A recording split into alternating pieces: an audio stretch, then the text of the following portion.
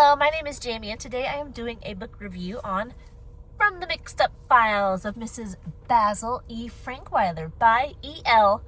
Konigsburg. Sorry if I'm not pronouncing her last name correctly, but this is a very cute, fun tale. It's not a difficult read.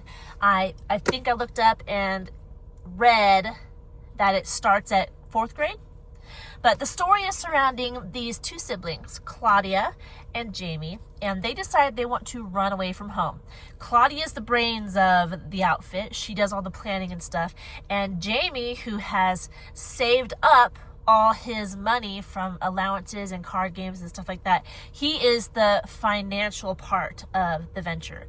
So they run away from home and they set up shop in the museum. They figure out how to get away from the guards and to hide there and actually sleep there at night. Of course, Jamie buys their food during the day, and I think they're away from home for like a full week or something. But while they are in the museum, they discover this statue. The statue's name is Angel. It's a statue of an angel, and there's a mystery surrounding this statue. People wonder whether or not it was sculpted by Michelangelo. And Claudia starts to become obsessed with this angel statue. She too wants to know if Michelangelo sculpted it. And not only that, she wants to be the one to discover it, not the museum people. She wants to discover it. So the book surrounds Claudia and Jamie's adventures in New York City, in the museum, and whether or not they find out if the statue was sculpted by Michelangelo. So it's a fun little tale, and it kind of goes along with the kid desire to run away from home. I don't know if you had that desire. I did when I was a kid. I remember I dreamt about packing up and just running away. I know I actually did at one point pack a bag and like walk down the street or something and play with all my stuff under a tree on the same street because I was too chicken to actually run away, but I like dreamed that I was running away.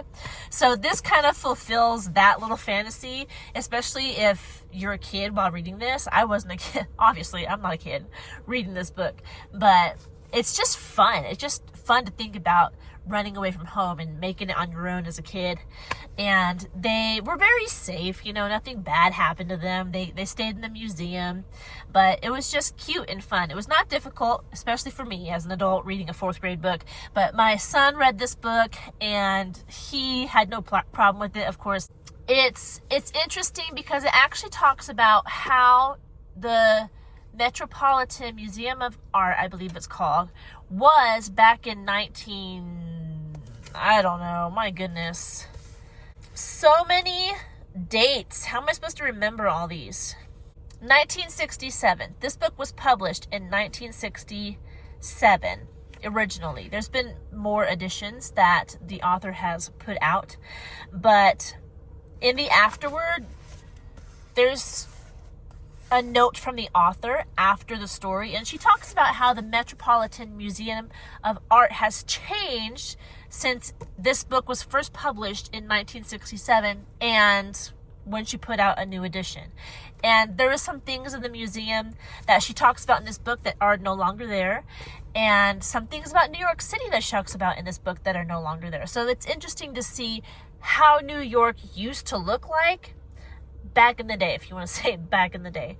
But she also includes, there's the afterword, she includes a little dialogue between Claudia and Jamie after the story. She includes the initial, when her book was accepted, that they were going to publish her book. So that's pretty neat. And the book has 168 pages. It was published, like I said, in 1967 originally, and it does have pictures. I believe that E.L. Konigsburg was the illustrator also. So she wrote the book and she illustrated it. Now, the illustrations aren't like amazing in my opinion, but at the same time, I couldn't do this. So they're there to push the story along. They do a good job. I don't care what the illustrations look like. If they're in there, I think the book is more interesting. I love illustrations. And I love that she did this. Like, it's just really cool. Here's a illustration at the end of the book. Jamie's looking through Mrs. Basil E. Frankweiler's files.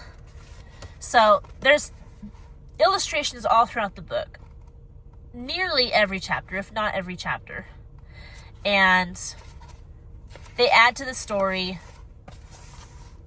Like this one here, they described those 3 rings, or she described those 3 rings in the text, but this picture really helped me see what she was referring to. So this was helpful actually in the story. So there you go. My version of this book has a sleeve. Again, I got this secondhand. You can see that it was not originally mine, but I like buying books secondhand because you can get really good stuff for not as much. Because books can get expensive. So there you go. Got a little medal going on in the front. It was a lot of fun. And I hope you look into it because you could learn something about old New York and, you know, tickle your imagination as well.